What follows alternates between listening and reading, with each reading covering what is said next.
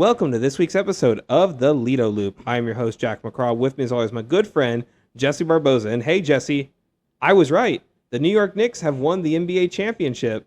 That's rare, as you know, for me to be right on sports picks.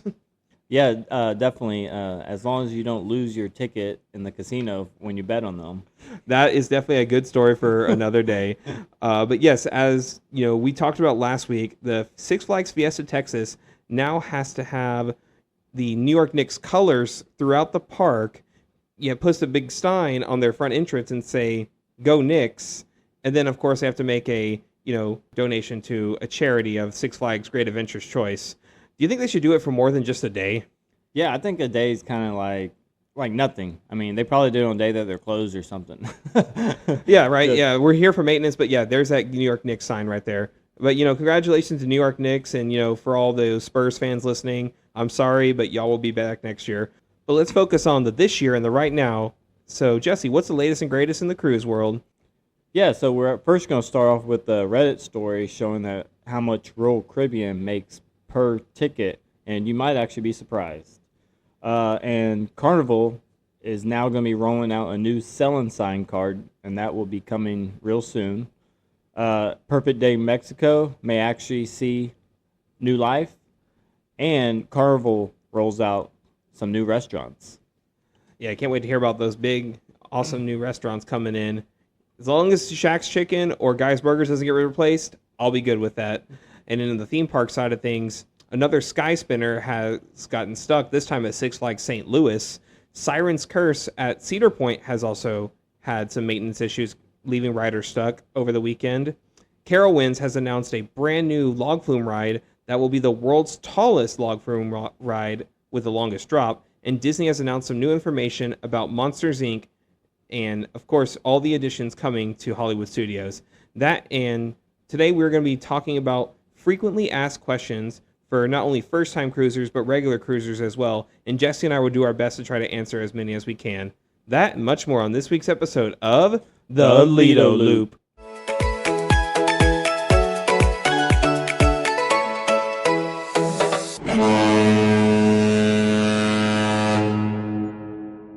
So kicking off the show, we're going to talk about the latest and greatest in the cruise news. And Jesse, there was an interesting story you said on Reddit about how much money Royal Caribbean actually makes per ticket.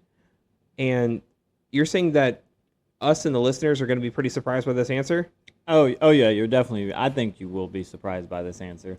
So Jack, how much do you think you would pay per person to get on board for that ticket? Not profit, just if you were to pay money that's coming out of your bank, how much money do you think it'd be? For Royal Caribbean, I would assume somewhere between just like getting on the ship, $1,000 to $1,500. Yeah, I say that's a good guess. That's a good guess. And how much do you think is profit of that ticket? So, my dummy math says half, but I think it's even less than that. So I'm going to say about, for $1,000 to get on Royal Caribbean, I'm going to say it's going to be about $300 is how much profit they make. Okay, so this is what someone did all the calculations for us, so we know exactly what it is. So the average ticket sales per passenger, you were pretty close. It was $1,324.90. Yeah, it was like right in the middle. Yeah, right in the middle. You're pretty close. The per ticket sold, the profit they make is actually negative $121.85. See, I was not going to get that. I could have guessed an astronomical number, like they make $1,000 profit, and it still would have been dead wrong instead of $300. So, I mean, that's definitely a big reason why they make you pay gratuities ahead of time, right? Mm-hmm. Or you don't have to just pay gratuities in general.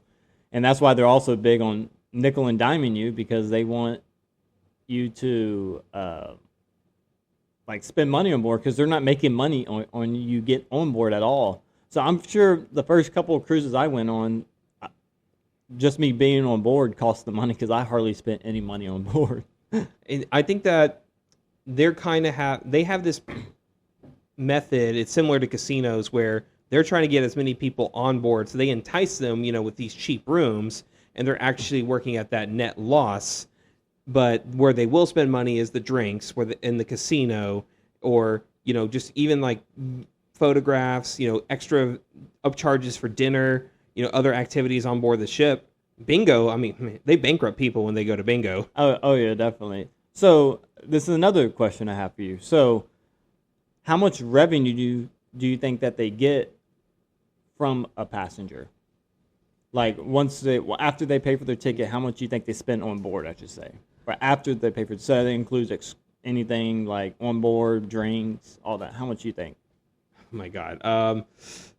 The money, it seems like it's going to be negative again by how this question is being asked, but I'm going to go ahead and say they could potentially make, I'm going to go a little bit higher with maybe like $500 per person. Dang, that's actually almost right on the money. So it's $573.68. I'm just thinking of how much money I've lost in the casino every time I go on the cruise ship.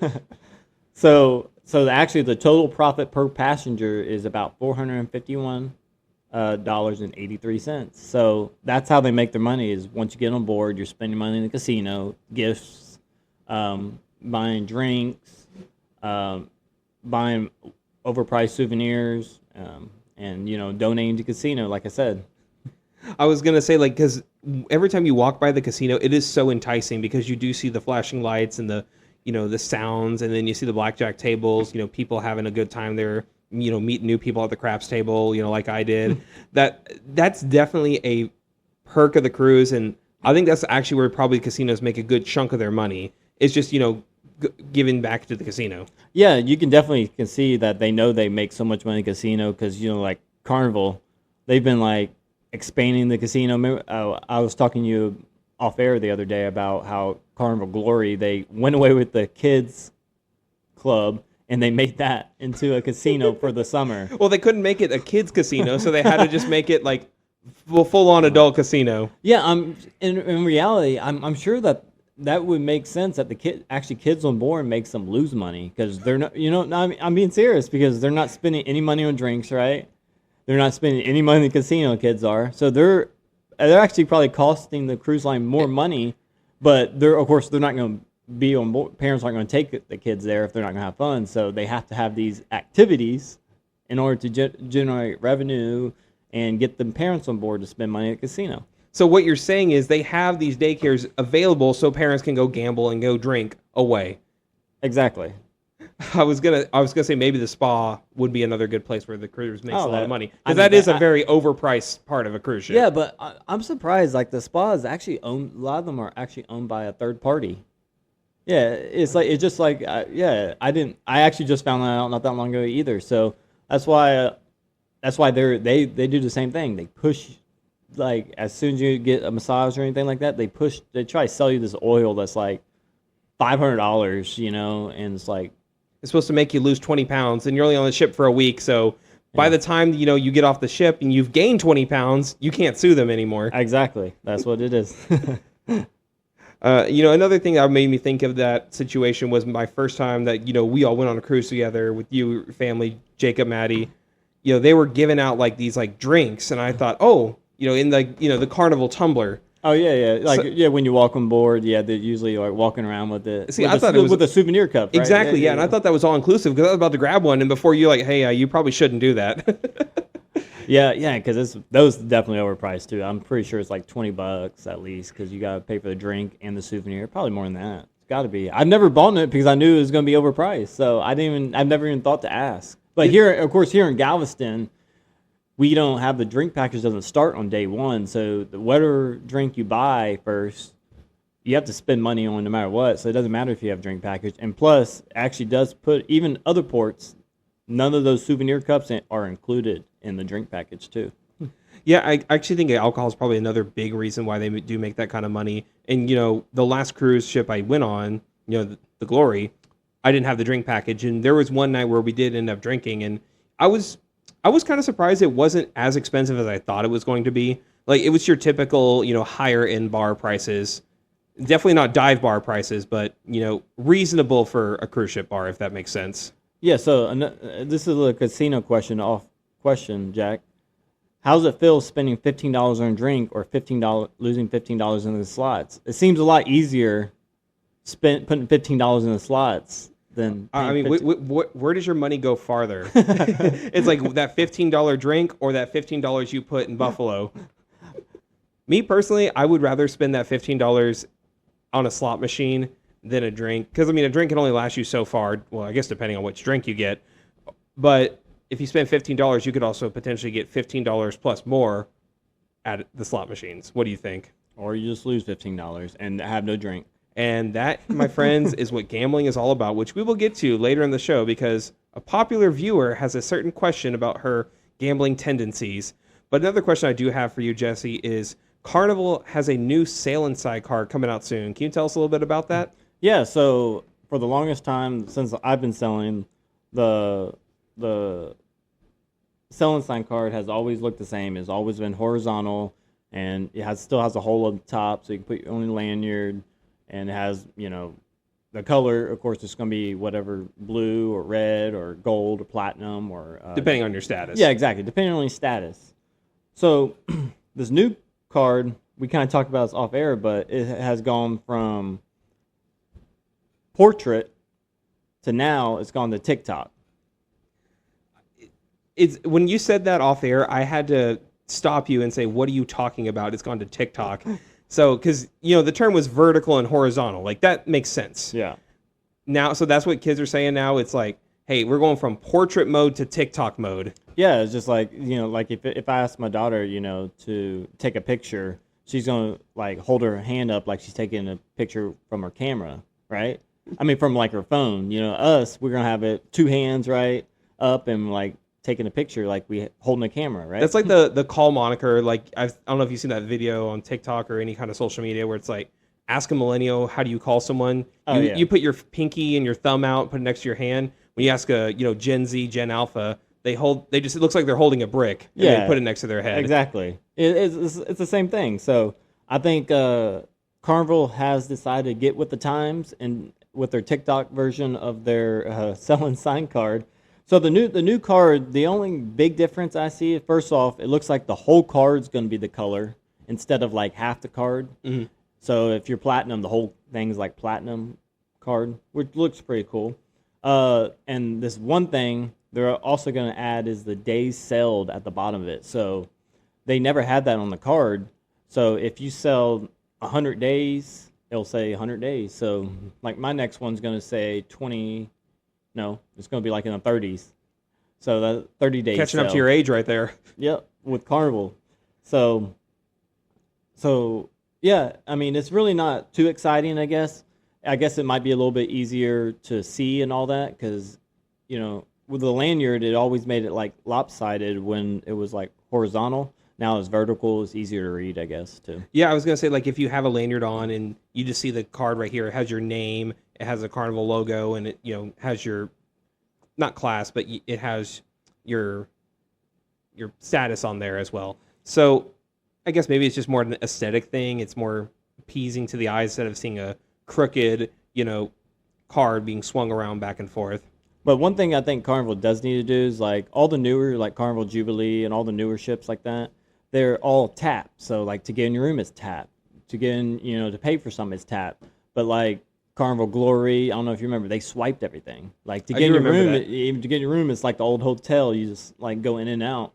So, that's one thing I didn't like about, like, the older ships is that you have to literally swipe everywhere. So, you can't have, like, any type of holder or anything like that where you could just, tap. I'm just going to say it. They're copying Disney because that's how you get in your hotel at Disney hotels. You have a magic band, you tap the door, and you open it. Yeah, I know, like, Princess Cruises, they have medallions. And I know Disney has something like that. Even MSC has, like, this little watch you can buy and has where you can get into everything. So I mean, it's definitely more convenient because that reader is configured directly to your room. And then if you want to make a purchase, you just tap it, or you want to get into anything, you don't have to worry about carrying your wallet with you or anything like that. So the convenience is there, and I like that. And I like how Carnival could eventually transition fully to that. But with these older ships, I guess it is what it is. It's more of an archaic time frame for that one to swipe a card. Yeah, and actually I think it's Princess Cruises. They you can actually not even have to tap it, but they just know the people around the reader, and if they know your name, they don't even have to tap it. They say, "Oh, I got your name," and they'll just say the names around, and then they'll say, "Hey, so you're there?" So they say, "Oh, Jack," and you're like, "Yeah, that's me," and then they don't need to scan it. It's just they just read it around. It's kind of crazy. I mean, it's crazy how technology is like getting more and more advanced, and then like they're also upping the guest experience on these cruise ships. I mean, even like the housekeepers, they know your name before you even get there, and they remember you. It's almost like they write it down, study. It's amazing. And then kind of transitioning over to a different story though. Jesse, Perfect Day Mexico may see new life. What's the latest on that? So I know where it seems like we're like flip flopping every week. We say, "Oh, Perfect Day Mexico's a go," and then next week we say Perfect Day Mexico's a no-go. This week, at least for this week time, is Perfect Day may see a new life. So apparently the Mexican government has announced that they are allowing them to have a perfect day, but just not in that location. So, which is kind of, I'm sure Royal Caribbean's kind of upset about that, because what does that mean? Like, does it mean they can't have a beach resort? Or does it mean they have to like put it inward where they can't even have like a land like around a beach, or they have to only be swimming pools? They didn't really specify exactly where they can build this at. And I know Royal Caribbean has spent over $200 and something million on that land, so that land's going to get undeveloped. And then they also already bought the Costa Maya port, and they're not really doing anything with that, and because they were expecting to build it right next to Perfect Day Mexico. So, I mean, we'll see exactly what the plans are and exactly where they're going to put it. But I don't know. What do you think, Jack? Do you think that they're going to be able to work a deal out or something? I feel like if they give the Mexican government enough money, something will come about. Because it's just weird how it goes from... Money does talk. Yeah. I'll say, building a new bridge in Tampa, luxury. That luxury is going to be paid for real soon. And we've already talked about other, cruise issues as far as, not being able to build around reefs. Money will solve that problem as well. So, yes, I do think it's eventually going to get built. Where, how, no idea yet. But I don't think Royal Caribbean is just going to say, "Oh, well, we lost $200 million on this plot of land. We're just going to sell it, see what we get for it." I think they have the land, and if Mexico ever says they need to build somewhere else, they might work a deal out to buy more land, or work a deal out where they sell the land back to Mexico and get a new part to build this land. It's going to be a long process. Like, I don't see Perfect Day Mexico opening, if it does open, for 5, maybe 10 plus years. Yeah, I mean, I think they plan on open next year sometime. That they ain't no way they're going to be. Even if they started today, I don't believe that they would be able to open up. So, I mean, I'm actually real excited because I actually plan on going to Icon next year, and I was hoping to go to Perfect Day Mexico, but it don't seem like I'm going to be going there anytime soon. Yeah, we'll guys keep you updated on all the latest and greatest happening with Perfect Day. I mean, it seems like it's a weekly story at this point. But, someone who can't stay out of the news, Carnival, but in the good way, is rolling out some new restaurants. Now, Jesse, is Guy's Burger safe? That's what our viewers really want to know. Yeah, definitely. Don't worry. Guy's Burger, Blue Iguana, and Shaq's Big Chicken, and Pirate's Pizza, those are all safe. That's like the Mount Rushmore of Carnival dining. So I'm glad that they're not being touched. I don't think this is Carnival. I think that's just cruise dining. That's like the Mount Rushmore. That's the 4 horsemen of cruise dining. You have to go to at least one of those 4. It's not all 4 on every cruise. Yeah, so Carnival, they actually just announced that there's going to be several new dining concepts. They're actually going to be debuting on the Carnival Festival in 2027 and Carnival Tropical, which will be home port in Galveston, in 2028. Apparently, they're going to be a Emerald Coastal Seafood. It's a new seafood restaurant created by the Chief Culinary Officer, Emerald Laguisa. I think that's how you say his name. I think that's close enough. They focus on coastal-inspired seafood dishes. And then the next one, me and you kept going back and forth how to pronounce it. I think it's called ukulele or lele. How you say it? So I thought it was like ukulele, kind of like the Hawaiian guitar, but the actual proper pronunciation is ukulele. So ukulele. Yeah. So you got to say with that Hawaiian kind of ukulele. And as you can imagine, this is going to be a Hawaiian and Polynesian inspired cuisine. They're also going to be featuring like Asian specialties. So you would think that they would have had this a long time ago, right? Because I mean, when you're on a cruise, you're kind of tropical. You're thinking tropical. You think Hawaiian. A lot of people actually wear like I'm one of them. Like wear a Hawaiian shirt. I think every cruise passenger owns a Hawaiian shirt when they go on a cruise ship. Even though they're not going to Hawaii, right? Yeah, it's like, I don't want to have an 8-hour flight all the way to Hawaii. I'd rather, spend a couple days on a cruise ship instead. And some people may hate this, but I have an Astros Hawaiian shirt too. So I know what some people are going to say. So, I mean, it can't be as bad as my Cowboys one. I think I'll get more hate for that one, honestly.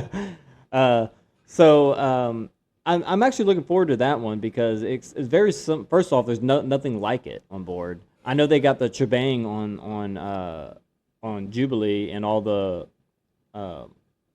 the XL class ships, which is like an Asian and Mexican cuisine. But this one's going to be Hawaiian and Asian, food, which that'd be pretty good. I mean, I do think that there should be more Asian food on, Carnival ships because, I mean, they'll have, quote, orange chicken, which basically is just, chicken nugget sauce with orange sauce in the buffet. Yeah, it's really not that good, though, right? No, I mean, it's what you expect at a Carnival buffet. Me personally, I've never really been a fan of the buffets, and especially Carnival. The ones on MSC was actually way better than Carnival, but... I think the only time I actually go to the buffet is for breakfast. Lunch, Guy's Burger. If there's a Guy's Barbecue, we go to that one as well. I didn't even mention that. I should have mentioned that. That should be the fifth place. Yeah. That's your all-time starting 5 for cruise dining. Yeah. Anyway, center. So the next one's actually going to be called fettuccine, which is a Mediterranean concept combining Italian and Greek flavors, that actually sounds really good because usually they got like cucina. I actually said it right this time. As that's the Italian restaurant, but now this new one's going to combine Italian and Greek flavors, which I think that actually sounds really good. I like that Carnival is getting a lot more diverse in their menus because if you're on a cruise ship, you like we talked about earlier, you only have so many options, but now they're giving these more options. Even if they're paid options, people will pay them just so that way they can have something different than cheeseburger, fries, chicken strips. Yeah, and to be honest though, they didn't even match. They didn't even say like if these are going to be paid or if they're going to be included, which I don't know because like when you go on the XL class ships, the first time you go to Chibang, it's free, and then if you go to what's the other? Oh, it's the Italian restaurant Cucino. That's included too the first time, and I mean if you want to go again, it's only like $5 per person, so it's not crazy either. So and that's like a specialty dining on any other ship. If you go the Italian restaurant Glory, it's specialty dining. But if you go on the XL class ships, it's included. So I'm hoping that a lot of these. There is actually one more. It's called Le Bistro Musical. What do you think? What type of restaurant you think this is going to be? Oh, this is an Italian with a piano bar. Duh. Nope. It's actually a French cuisine paired with live music. But the piano bar's still there. No, I'm kidding. but apparently this one's going to be exclusive to Carnival Festival. I'm guessing maybe because I don't know, maybe they're making it more French, that one, and they I guess they don't think that Texas like the French. I guess I don't know. Hey, France did used to own us. I mean, oh, that is true. That is one of the flags in Six Flags, right? Okay, yes. After double checking our research, France did claim parts of Texas and is one of the famous Six Flags over Texas. So yes, we're correct. Thank you, Google. Yeah, so the existing fleet, they're still going to have the same restaurant. So they are still going to do. I think we mentioned a couple episodes ago about how they're going to have a Carnival Cruise favorite on the menu, so that the items that the crew members like, they're going to have a selection on all the existing sellings. But that should be rolling out by the end of the year on all ships. Yeah, I'm looking forward to having, a bunch of new restaurants to try eventually. And like I said, I like how Carnival is diversifying its, cuisine portfolio, if you will. Yeah, so that kind of covers all of our cruise news. So on theme park news, Jack, so what's up with this ride that gets stuck at Six Flags in St. Louis? Yeah, so it was a Sky Screamer attraction in Six Flags St. Louis. And if you remember a couple weeks ago, we talked about the Starflyer attraction at Fiesta Texas, Wonder Woman's first flight, which we didn't know it was the name of it, but now we do. It got stuck for about 10 to 15 minutes because someone was using their phone. Well, in this case, the ride got stuck as part of a maintenance issue, and it was about halfway up, and there was actually only 4 passengers on this ride, so kind of makes me think it was a slower day at Six Flags St. Louis. But it did take about the riders were stuck about there for about 20 minutes, and they were eventually were able to get them down and then get them off the ride. But it's weird that this has happened twice with the same kind of attraction, don't you think? Yeah, that's definitely crazy, especially because there was another one stuck too, right? Yes, and this time it was actually a roller coaster. It was Siren's Curse at Cedar Point. Now, I showed you the video, and first off, what do you think of that whole coaster design where it's a track, and instead of the coaster just going down on the track goes down, but the coaster stays on the track and then gets released? Yeah, I mean, I'm guessing what happened was it a sensor saying that they wasn't completely engaged. I'm guessing the track. It had to have been. I mean, unless you did say any other type of what would happen or. So it was just a safety feature that locked the train in place on the ride. So which, I mean, it's good that the train just can't just slip off the track. Yeah. Because that would be my biggest fear of riding one of those type of rides. So, I mean, apparently it worked perfectly fine for the day, but it actually got stuck twice. So they fixed the problem initially, and then it happened again on a later ride. So they definitely, what do you think? Do you think they need to shut down this ride and figure out what's going on? Yeah, I would say, if it happens twice in the same day, you need to look at this. And this ride isn't old by any means. So it's barely been open a year. So it'll be a year after this, podcast is released that this ride has been open. And actually a similar ride is coming to a new theme park in Austin, which we're going to talk about here in a future episode.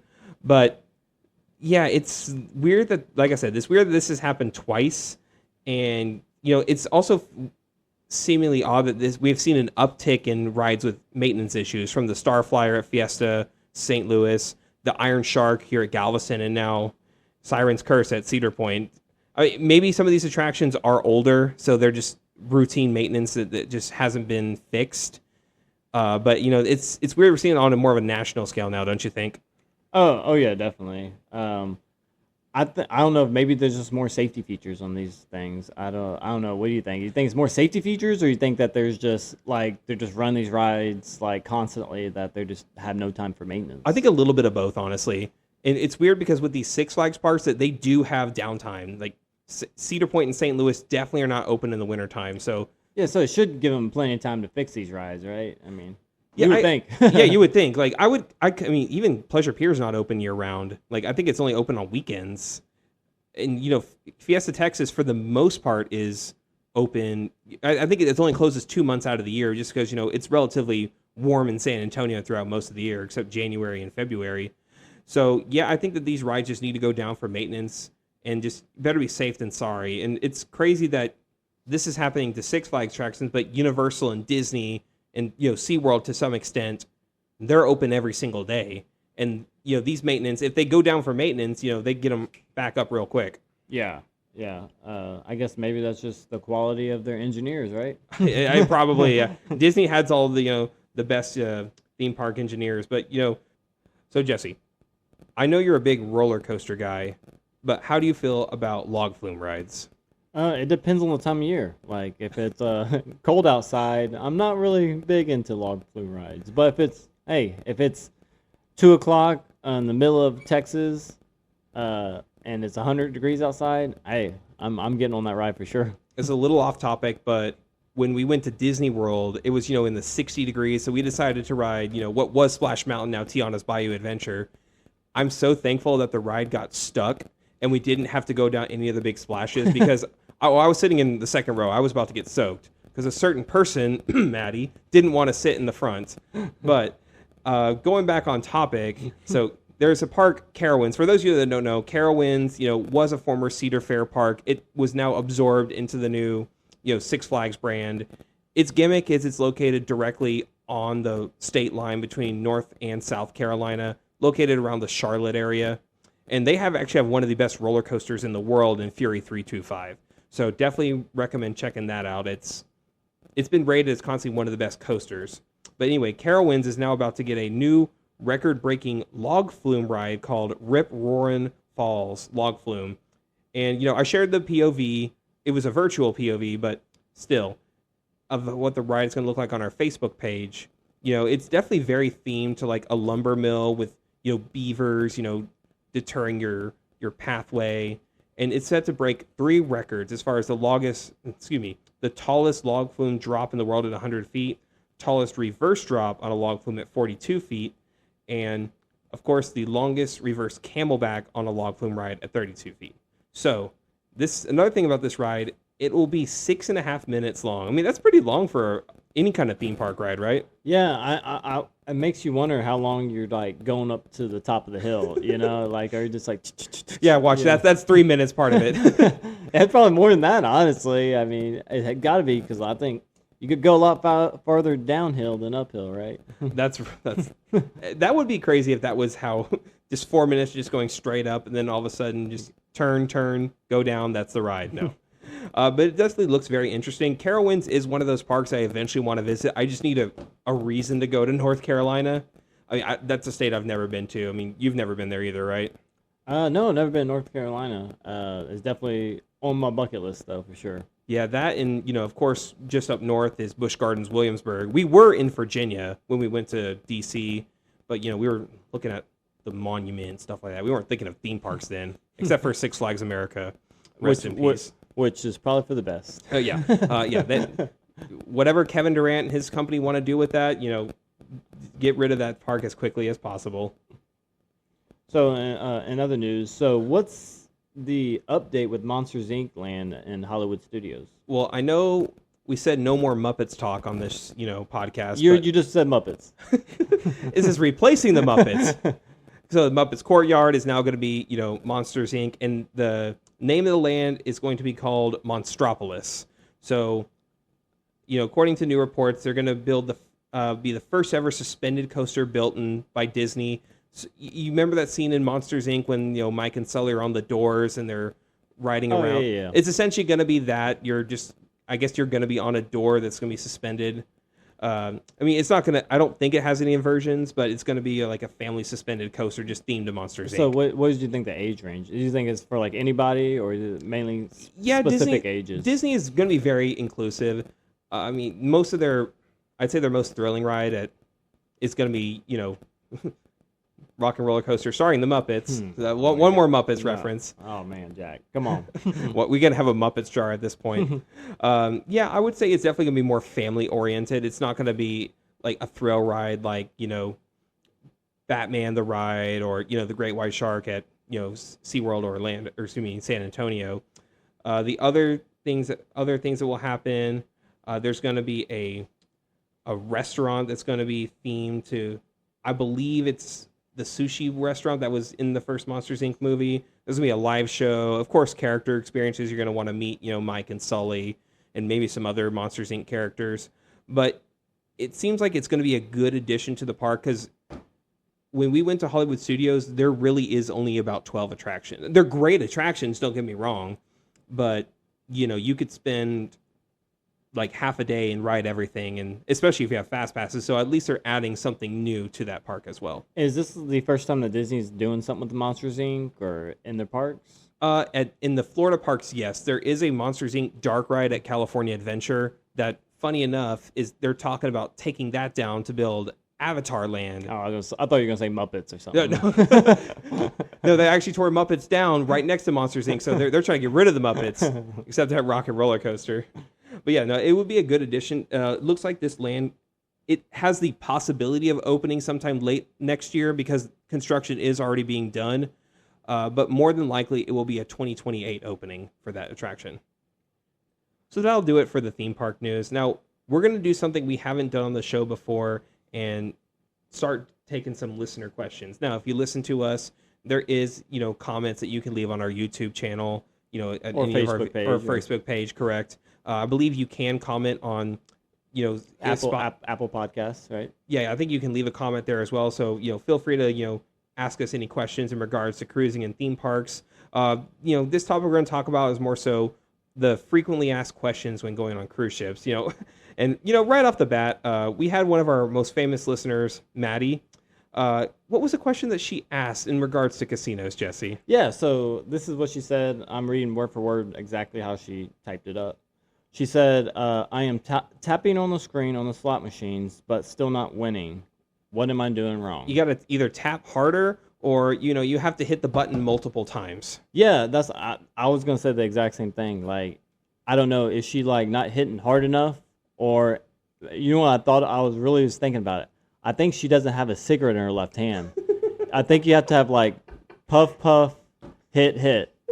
And then that's how you do it. And you have to hit all the squares at the exact same time. You have to cross your leg, too, when you're in the chair. Lean back, just have the cigarette in the ashtray right there. Yeah. You also need to have at least a couple drinks, but not finish them. And just let them stand all over the slot machine. Yeah, exactly. So, Maddie, just take our advice. I guarantee you next time you will be a winner. The craziest one I've seen is there was a guy, he was kissing the screen on every reel that was coming down.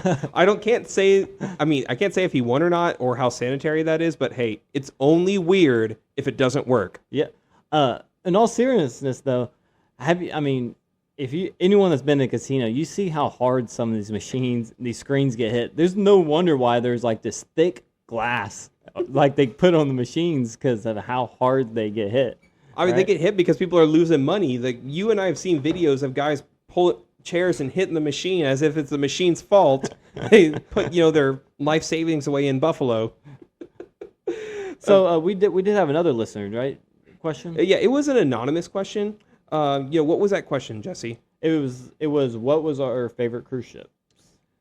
Yeah, and also feel free to leave your name. We can shout you out on the show. We don't have to only just shout out Maddie. But I appreciate the anonymous comment. My favorite ship I went on, I would say probably the Breeze. I mean, I've been on the Glory, the Triumph, the Breeze. Triumph. Yeah, I was back on the Carnival Triumph like way back in the day. Was that the good one? Yes, that was that ship. Like I'd say on the podcast before, I was on that ship. But I wasn't on the poop cruise. I was there before the poop cruise was cool. But yes, I was on the Breeze, the Triumph, the Freedom, and the Glory. So yeah, I would say Breeze. And that was also my first time going with like just friends and family instead of just my parents or someone else's family. Yeah, I guess mine, for a while it was a Freedom. I think it was just because that was like my first cruise, and that was, everyone remembers the first cruise and how amazing it was, and they remember those great memories, and they try to, every time they get on a cruise, they try to relive those same exact memories. Yeah, I love getting kicked out of the casino when I was 17 years old. They should kick you out a lot more now. I think I give them too much money. That's why they don't kick me out now. Yeah, that's probably why. But honestly, I think my favorite. I really did like the Breeze. I liked it because it was like a medium. Like it wasn't too small like the Freedom was, and it wasn't too big like the XL class. It was like right in the middle, so it wasn't like going up and down the stairs weren't too crazy. But they still have a lot of stuff to do and stuff on board. But I still think my favorite is gonna be it's gotta be Jubilee, which I'll be going again in September. I was gonna say, if you didn't like it, you definitely wouldn't be going again. Yeah, the first time I went on Jubilee, we went to the Western Caribbean, it was Costa Maya, Cozumel, and Roatan. This time it's now going to be going to Half Moon Cay, Celebration Key, and then Nassau, Bahamas. So we're kind of looking at, because we're really big on stopping in Cozumel and going to like Mr. Sancho's, and this one we're going to be going to the opposite direction, the Eastern Caribbean, and being in all the Bahamas. Yeah, I mean, it's definitely nice that you can go tour a different part of that, and I hope that Celebration Key will be better this time around for you than it was when we went on the Carnival Glory. Yeah, when it was all raining, like it wasn't fun at all. Yeah, you're right. It was so cold. It wasn't their fault. There's nothing you can do about the weather. But yeah, I mean, the water was freezing. The ocean was the only good part about that whole thing, and there was an abundance of chairs. And one thing we never really talked about Celebration Key, there wasn't a lot of people there. I mean, it was a brand new island. I understand you can only like get who's on the ship there, but did it not feel it wasn't crowded whatsoever? It was because we were the only ship there, and Carnival Glory isn't a big ship, so that makes sense. They can actually hold two ships now, so It can be a lot more packed. So, and being on Carnival Jubilee, which is XL class ships, like twice the size, it's gonna be more packed, I'm sure, whenever I'm there. But the main reason why I actually I didn't really specify exactly why I like Carnival Jubilee. The number one thing is the amount of food to eat on board.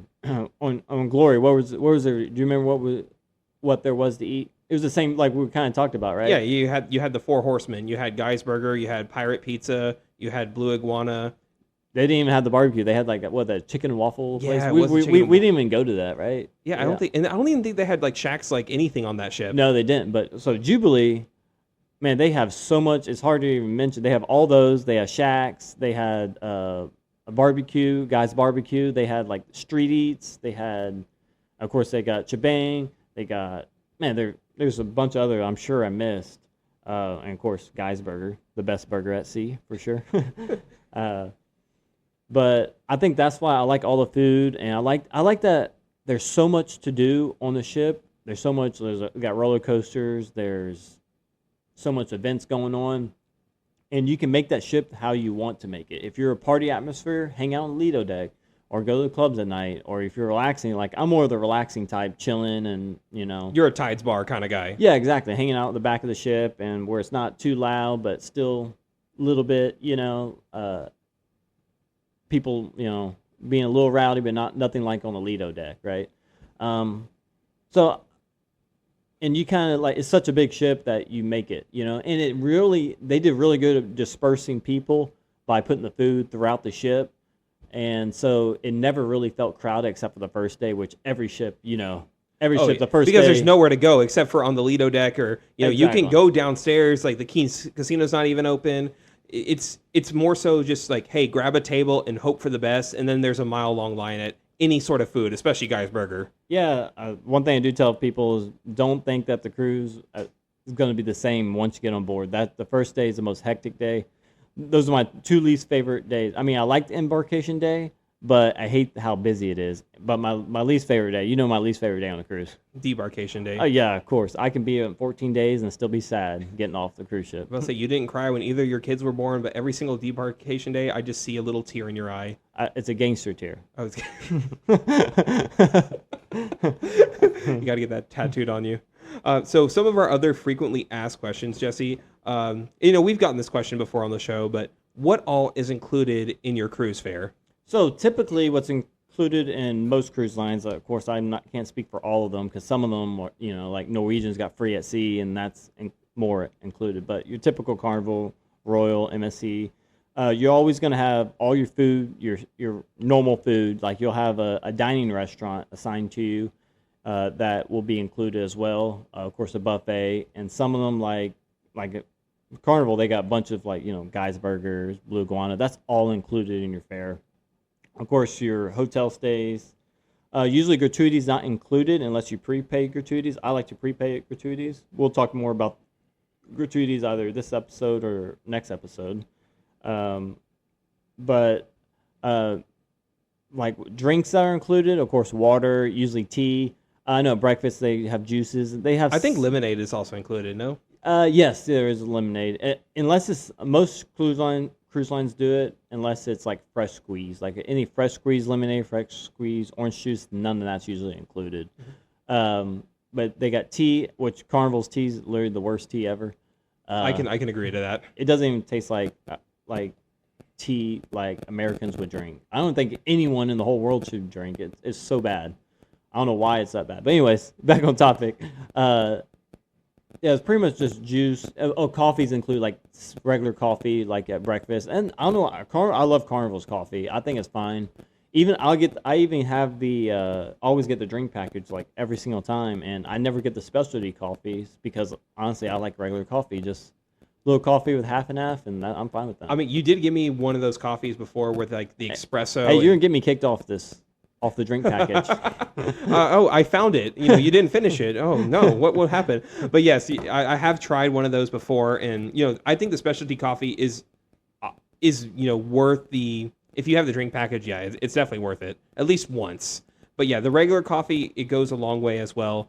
There are certain all the games are included. Like if you're on Lido deck, if you want to play shuffleboard, or if you want to play like basketball or Yeah, the slides. I know MSC they had like it was weird. You had to rent the pool tables. It was weird. It was like $6 for like 30 minutes. It was kind of weird. Yeah, I don't know. Was there that high of a demand for that? I honestly didn't see one person playing it. Because they're charging $6 for a pool table. Yeah, but nothing like the arcades included, none of that. But like usually they always got trivia. Those are always included.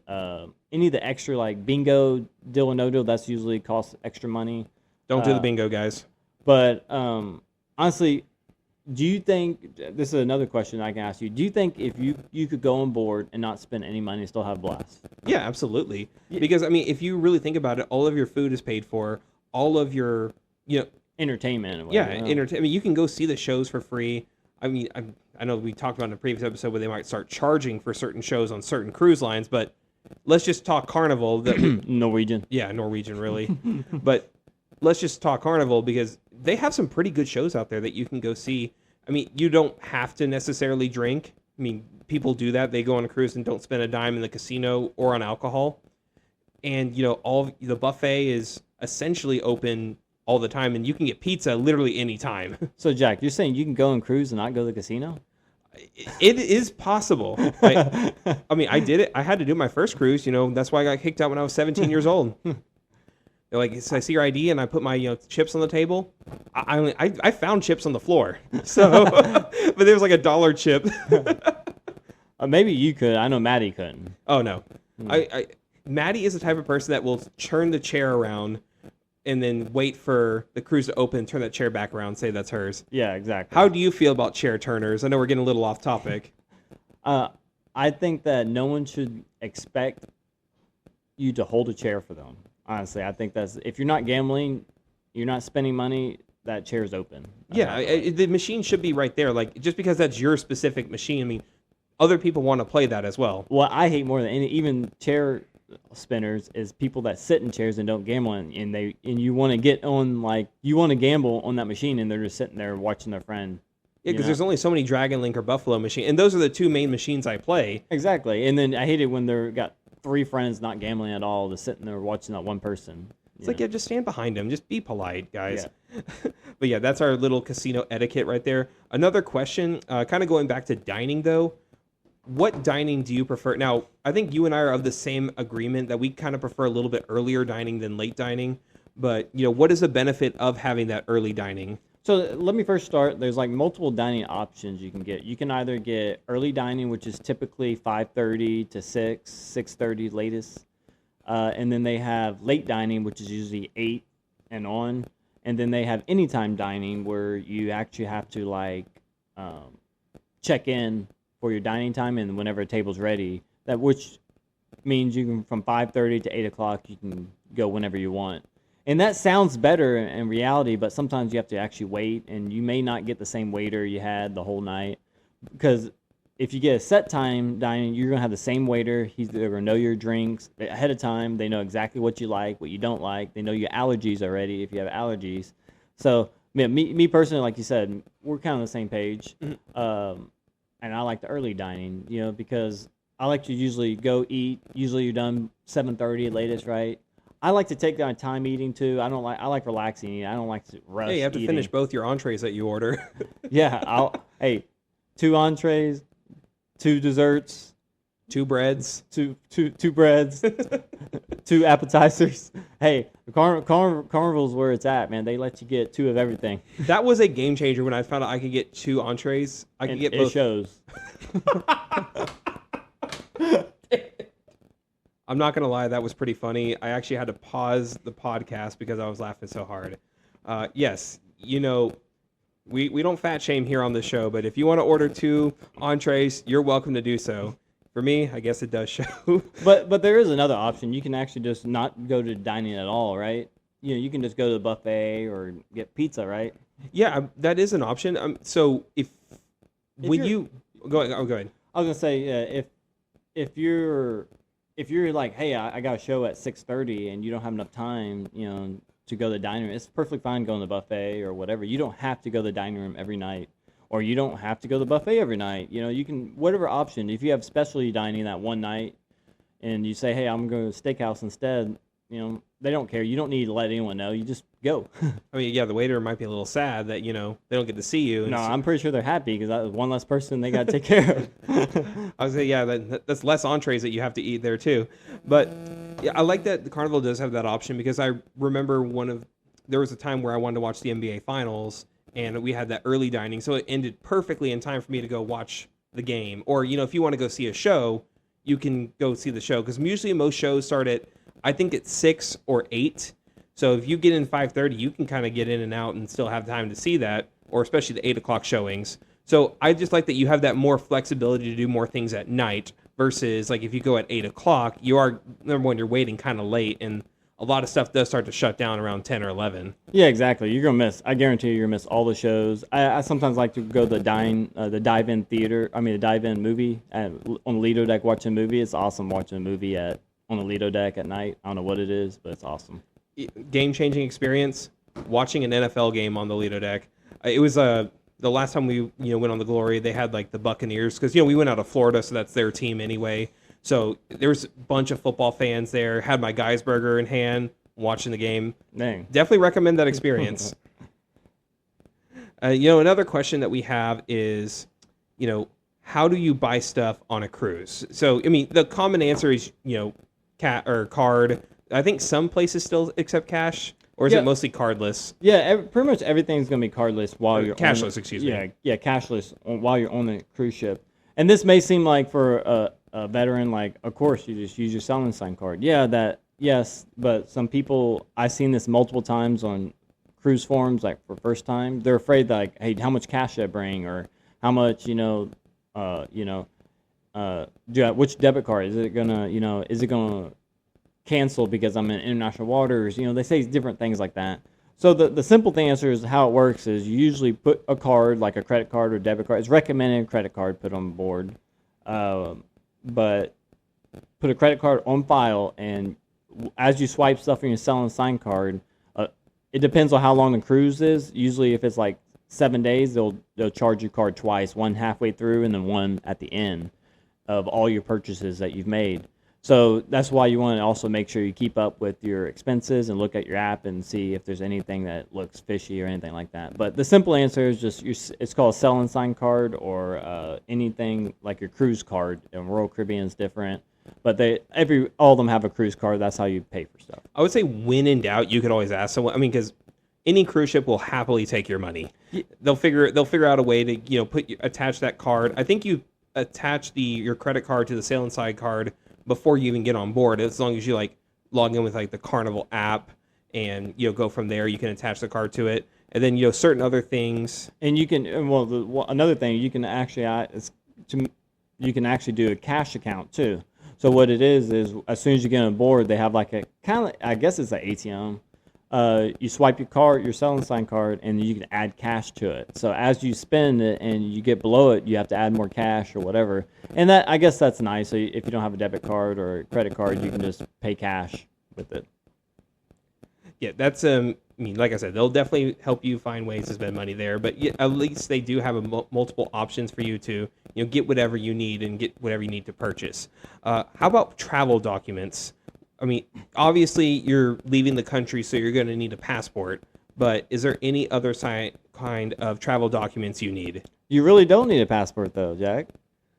That is right, because you can get on a ship with just your birth certificate. However, that is not recommended, because isn't the process a lot longer, getting on board and getting off the ship as well? Yeah, not just that. Like, first story, I guess I'm going to say is, I remember getting off, every time I get off the ship, there's two lines. They say birth certificate line and passport line. Birth certificate line, you're sitting here actually talking to a immigration agent as you're getting off the ship.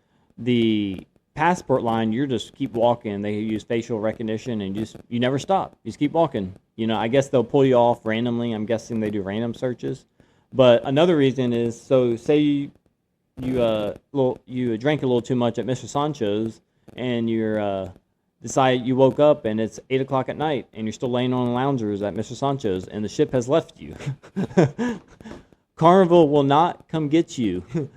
So you have to get either to your next port, or you gotta fly home. And let's just say the Mexican government's not happy with you going to airport with your birth certificate. They don't care about that. They prefer you to bring a passport, have a passport, right? Mm-hmm. So you don't have to go to your consulate in whatever country it is. You can just have a passport and just fly out if you know. Also, highly recommend you don't do that because it's going to be an incredibly expensive endeavor if you get left behind in another country, especially if you don't have a passport. Exactly, yeah. Depending on what could happen, and plus, you never know. You could have a medical emergency and have to get off the ship, and then you have to, or you have a medical emergency, and you got to fly back home, and now you have a passport emergency, too. You got to get an emergency passport. Emergency passports are ridiculous, too, having to buy an emergency passport in order to get home. Yeah, so guys, limit yourself at Mr. Sancho's. Yes, traveling with a passport is definitely more recommended than a birth certificate. What other kind of, I guess, an identification card? I mean, that passport does count for that, but, sometimes you just need an ID, like just showing your state ID would be perfectly fine as well, right? Yeah, definitely. So, yeah, that's actually a good point because they actually recommend you not, when you get off the ship, actually have your passport. They don't want you to, like at the ports, because someone can steal it pretty easy and stuff like that. So apparently what happens if you do get left behind, they will bring your passport down. They'll go in your room, get your passport, and leave it with the, I guess, the port agents, I'm guessing, that actually on that port. And then they'll leave all your stuff there, too, apparently. I haven't seen it, but I'm sure everyone I've told. It's like breaking up with someone and leaving their stuff on the side of the house. I guess they are kind of breaking up with you at that point, right? Yeah, you're not going to be sailing on Carnival anytime soon afterwards as well. But yeah, a lot of places do recommend you bring a driver's license. But when you do go to the port, you have to have a picture ID, which is on every website it has to be a government ID. I think they do student IDs up to 17 years old, if I'm not mistaken, maybe 16 years old. But they do use student IDs for that. But up to, I think, 13 or 14 or whatever it is, you don't have to have any type of student ID or anything. You just, you can just go on with the birth certificate. But me personally, me and all my kids, my kids and my wife, we all have birth certificates. I mean, we all have passports. Yeah, you don't want to wait in that birth certificate line. Yeah. And last question we're going to ask on this show, should you get travel insurance? Now, you and I kind of differ on this question. I think it's good to get just in case, but I personally don't do it just because if I do go on a cruise or any sort of vacation, I rarely ever cancel, so I don't see the value in it unless unless it's just something that's like so far down the line that you don't know if that's actually happening or not. So yeah, so a lot of people think that's what travel insurance is for. It's not just for that though. Mm-hmm. So travel insurance also, say you have a medical evacuation, say your pancreas decides to go out or whatever, you have some infection, they have to fly you off the ship. Flying off a ship is like $25,000. And if you don't have any type of insurance, like travel insurance, you're paying that out of your pocket. And it's same if you go to the medical doctor on board. For like an aspirin, it's like $200. So they don't take Blue Cross Blue Shield over on Carnival ships? Yeah, so they don't take, exactly. So they don't take any of these like what you have in the States or whatever. So it's actually really good that if you did have it, but I guess it depends, If you're older, I'd definitely say 100%. If you're younger and you're healthy, you never know, it could happen still, but chances are a lot less likely. I like to have it because I got kids, and you never know what could happen. I'm not really worried about getting on the ship because I know, hey, whatever happens, if I have to drive there with 3 wheels instead of 4 wheels, I'm getting on that ship. But I'll say rain or shine. I mean, you left a blizzard in Texas to go on that ship. If I have to Flintstone there, I'm getting on that ship. So, I guess another question I can have on top of that is there cheap to get travel insurance, or is it does Carnival offer it for, let's just say, for example, directly through them? Yeah, Carnival does offer it through them individually. I found that if you go on multiple cruises a year, it's cheaper to get an annual policy. You can find them as low as $150 to $200 a year, when that's about the same cost it costs per cruise if you go through Carnival and stuff like that. So And it's plus you can use it throughout the year. Even if you go, say, like me and you, we usually go to San Antonio like once a year or something like that. That would count as travel. You know, you drive in there or anything. So if anything happened medically with you, or you had to cancel something because of something come up, you have that travel insurance to back you up. Well, there you have it, guys. So travel insurance isn't a complete waste of money after all. Especially when you talk about that medical, you know. That's like the absolute worst case scenario, because no one thinks about that when you're on a cruise ship. But yeah, you're in the middle of the Gulf of Mexico, something happens to you, you need to be airlifted. I mean, you might as well be dead after those prices. But that'll do it for this week's episode of the Lido Loop. As always, you can follow us on YouTube and Facebook. You know, we're starting to post a little bit more regularly there as well. You know, you've seen our new YouTube shorts. You know, go ahead and check us out over there. We're continuously post there. You can find our podcast on Apple Podcasts, Spotify, Amazon, wherever you get your podcasts. And as always, I'm Jack, that's Jesse, and we will see you on the Lido deck or hanging out at the Tides Bar on the Lido Loop.